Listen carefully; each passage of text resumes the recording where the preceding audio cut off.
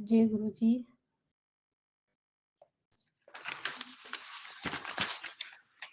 श्री गणेशाय नमः। श्री गणेशाय नमः। आज अध्याय 2 पढ़ेंगे और शिव पुराण के श्रवण से देवराजकों और शिव लोकों की प्राप्ति तथा चंचुला का पाप से भय एवं संसार से वैराग्य का भाग पढ़ेंगे। श्री सूत जी बोले, शौनक सुनो, मैं तुम्हारे सामने गोपनीय कथा वस्तु का भी वर्णन करूंगा, क्योंकि तुम शिव भक्तों में अग्रणी तथा देवताओं में श्रेष्ठ हो। समुद्र के निकटवर्ती प्रदेश में एक वाशकल नामक ग्राम है, जहाँ वैदिक धर्म से विमुख महापापी द्विज निवास करते हैं। वे सब के सब बड़े दुष्ट हैं। उनका मन दूषित विषय भोगों में ही लगा रहता है। वो न देवताओं पर विश्वास करते हैं, न ही भाग्य पर। वे सभी कुटिल वर्ती वाले हैं, किसानी करते हैं और भांति भांति के घातक अस्त्र शस्त्र रखते हैं। वे व्यभिचारी और खल है। ज्ञान, वैराग्य तथा शरद का सेवन ही मनुष्य के लिए परम पुरुषार्थ है। वे इस बात को वे बिल्कुल नहीं जानते हैं। वे सभी पशु बुद्धि वाले हैं। जहाँ के द्विज ऐसे हो, वहाँ के अन्य वर्णों के विषय में क्या कहा जाए। अन्य वर्णों के लोग भी उन्हीं के भांति कुत्सित विचार रखने वाले, स्वधर्म विमुख एवं खल है। वे सदा कुक्रम से लगे रहते हैं और नित्य विषय भोगों में ही डूबे रहते हैं। वहाँ की सब स्त्रियां भी कुटिल स्वभाव की और स्वेच्छारिणी, पाप शक्त, कुशित विचार वाली और व्यभिचारिणी है। वे सद्व्यवहार तथा सदाचार से सर्वथा शून्य है। इस प्रकार वहाँ दुष्टों का ही निवास है। वासकल नामक ग्राम में किसी समय एक बिंदुक नामधारी ब्राह्मण रहता था। वह बड़ा अधम था, दुरात्मा और महापापी था। यद्यपि उसकी स्त्री बड़ी सुंदर थी, तो भी वह कुमार्ग पर ही चलता था। उसकी पत्नी का नाम चंचुला था। वह सदा उत्तम धर्म के पालन में लगी रहती थी, तो भी उसे छोड़कर वह दुष्ट ब्राह्मण वेश्यागामी हो गया था। इस तरह कुकर्म में लगे हुए उस बिंदुक के बहुत वर्ष व्यतीत हो गए।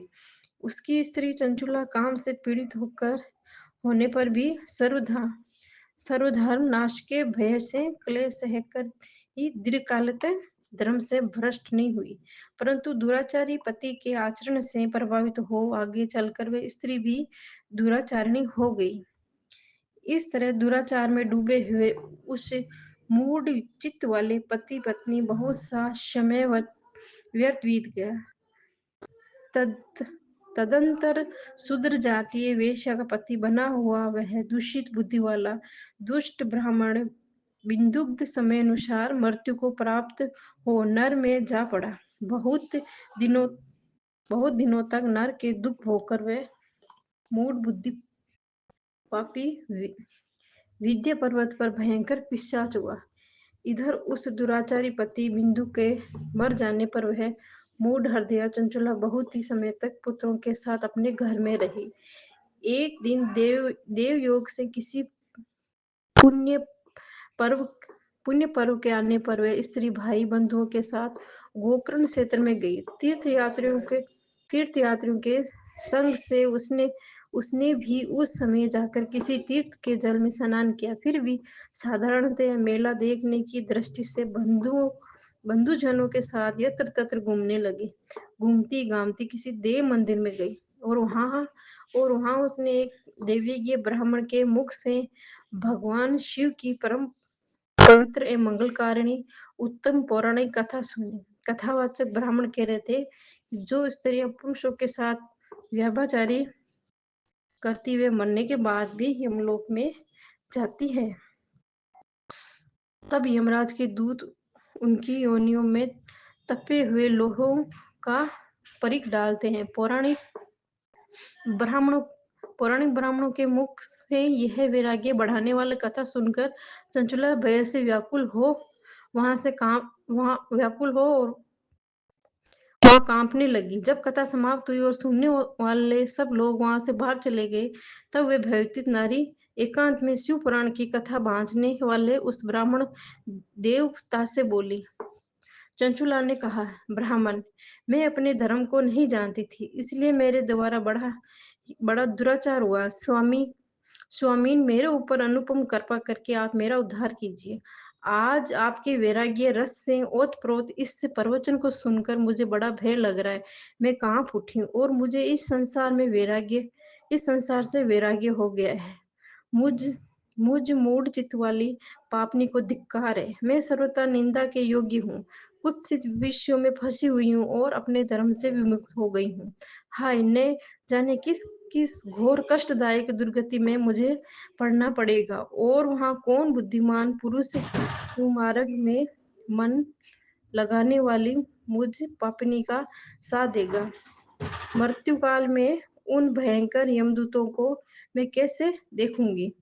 जब वे बलपूर्वक मेरे गले में फंदे डालकर मुझे बांधेंगे, तब मैं कैसे धीरज धारण कर सकूंगी? नरक में जब मेरे शरीर के टुकड़े टुकड़े किए जाएंगे, उस समय विशेष दुख देने वाली उस महायातना को मैं कैसे सहूंगी? हाय, मैं मारी गई, मैं जल गई, मेरा हृदय विदीर्ण हो गया और मैं सब प्रकार से नष्ट हो गई, क्योंकि मैं हर तरह से पापों में डूबी रही हूँ।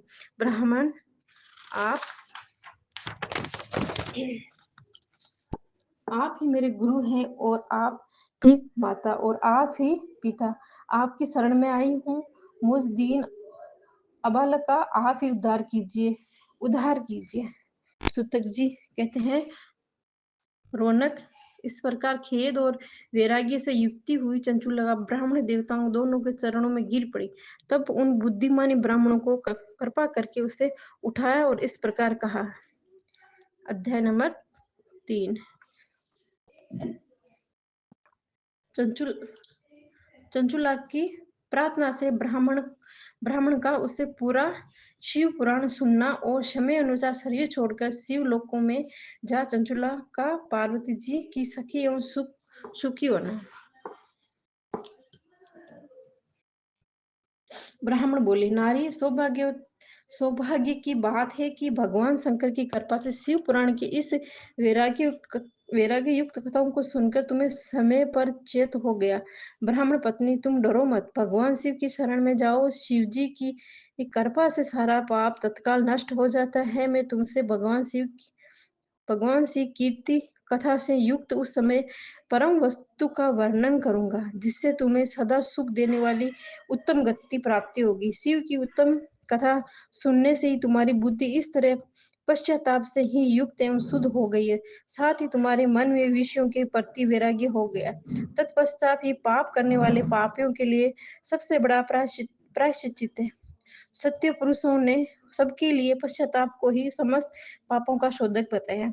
पश्चाताप से ही पापों की शुद्धि होती है। जो पश्चाताप करता है वही वास्तव में पापों का प्रायश्चित करता है, क्योंकि सत्य पुरुषों ने समस्त पापियों को शुद्धि के लिए जैसे प्रायश्चित का उपदेश किया है, वह सब पश्चाताप से ही संपन्न हो जाता है। जो पुरुष विधि पूर्वक प्रायश्चित करके निर्भय हो जाता है, वह अपने कुकर्म के लिए पश्चाताप नहीं करता। उससे प्राय उत्तम गति नहीं प्राप्त होती, परंतु जिससे अपने कुकृत्य हार्दिक पश्चाताप होता है, वह अवश्य उत्तम गति भागी होता है। इसमें संशय नहीं। इस शिव पुराण की कथा सुनने जैसी चित्त शुद्धि होती है, वैसे दूसरों उपायों से नहीं होती। जैसे दर्पण साफ करने पर निर्मल हो जाता है, उसी प्रकार शिव पुराण कथा से चित्त अत्यंत शुद्ध हो जाता है। इसमें संशय नहीं है। मनुष्य के शुद्ध चित्त में जगदम्बा पार्वती सहित भगवान शिव विराजमान रहते हैं।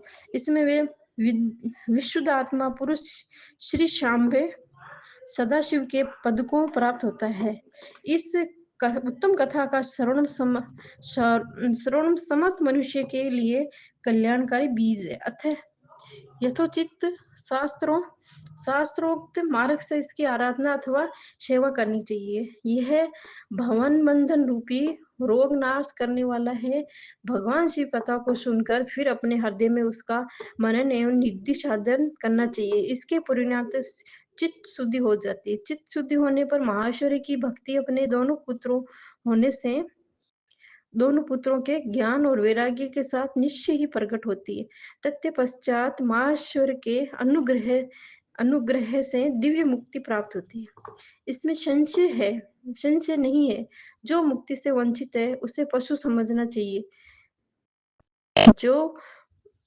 जो मुक्ति से वंचित है उसे पशु समझना चाहिए, क्योंकि उसका चित्त माया के बंधन में आसक्त है।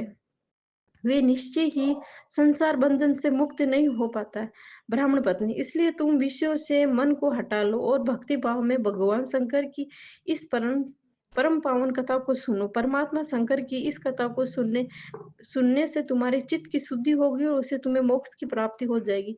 जो निर्मल चित्त से भगवान शिव के चरण बिंदुओं का चिंतन करता है उसकी ही जन्मों में मुक्ति हो जाती है। यह मैं तुमसे सत्य कहता हूँ। सूत जी कहते हैं, हे शौनक, इतना कहकर वे श्रेष्ठ भक्त ब्राह्मण चुप हो गए। उनका हृदय करुणा से आर्द्र हो गया था और वे शुद्ध चित्त महात्मा भगवान शिव के ध्यान में मगन हो गए। तदंतर बिंदु की पत्नी चंचुला मन ही मन प्रसन्न हो उठी।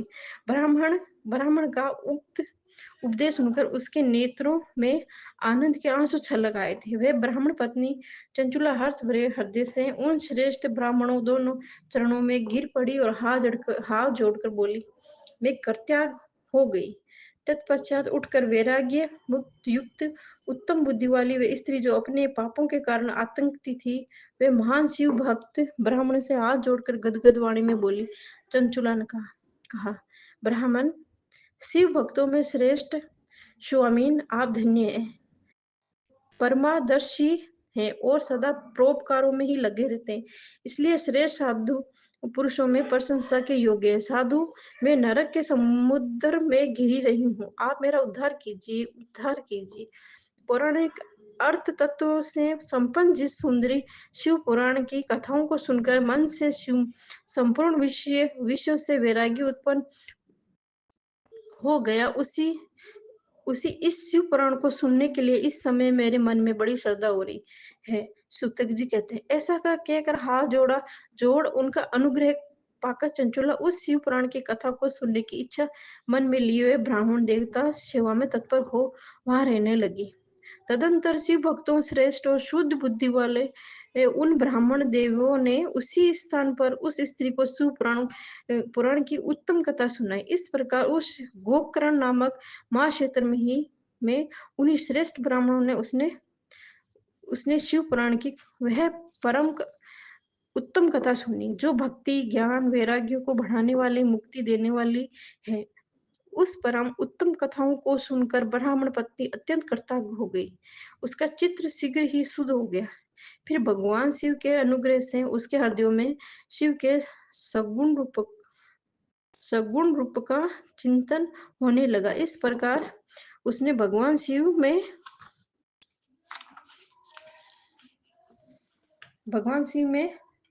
लगी रहने वाली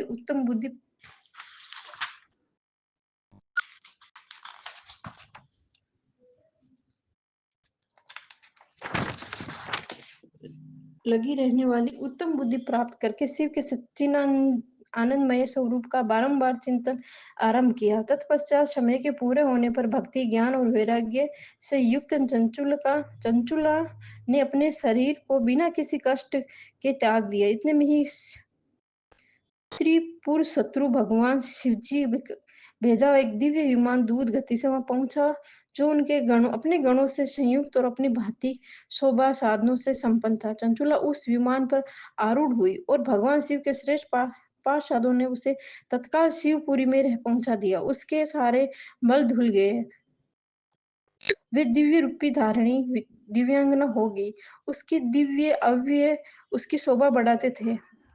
मस्तक पर अर्धचंद्र का मुकुट धारण किए वे गौरांगी देवी शोभाशाली दिव्य आभूषणों से विभूषित थी। शिवपुरी में रहकर उसने सनातन देवताओं त्रिनेत्रधारी महादेव जी को देखा। सभी मुख्य देवता उनकी सेवा में खड़े थे। गणेश, भंगरी, नंदीश्वर तथा वीरभद्रेश्वर आदि उनकी सेवा में उत्तम भक्ति भाव से उपस्थित थे। उनकी अंग कांति करोड़ों सूर्य के समान प्रकाशित हो रही थी। कंठ में नील चिन्ह शोभा पाता था। 5 मुख और प्रत्येक मुख में 3 नेत्र थे। मस्तक पर अर्धचंद्राकार मुकुट शोभा देता था। उन्होंने अपने वाम वामांग भाग में गौरी देवी को बिठा रखा था, जो विद्युत पुंज के समान प्रकाशित थी। गौरीपति महादेव जी कांति कपूर के समान गौर थी। उनका सारा शरीर श्वेत भस्म से भाषित था। शरीर पर श्वेत वस्त्र शोभा पा रहे थे। इस प्रकार परम उज्ज्वल भगवान शंकर का दर्शन करके वहां ब्राह्मण पत्नी चंचुला बहुत प्रसन्न हुई। अत्यंत प्रतियुक्त होकर उसने बड़ी उतावली के साथ भगवान को बारंबार प्रणाम किया। फिर हाथ जोड़कर वह बड़े प्रेम, आनंद और संतोष से युक्त हो विनती भाव से खड़ी हो गई। उसके नेत्रों से आनंद अश्रुओं की अविरल धारा बहने लगी तथा संपूर्ण शरीर में रोमांच हो गया। उस समय भगवती पार्वती भगवान शंकर ने उसे बड़ी करुणा के साथ अपने पास बुलाया और सौम्य दृष्टि उसकी ओर देखा। सौम्य दृष्टि से उसकी ओर देखा। पार्वती जी ने तो दिव्य रूपनी धारिणी बिंदु बिंदु प्रिया चंचुला को प्रेम पूर्वक अपनी सखी बना लिया। वह उस परमा आनंदघन ज्योति स्वरूप सनातन धाम में अविचल निवास पाकर दिव्य सौख्य से संपन्न हो अक्षय सुख का अनुभव करने लगी। जय गुरु जी। ओम नमः शिवाय। शिव जी सदा सहाय। ओम नमः शिवाय। गुरु जी सदा सहाय।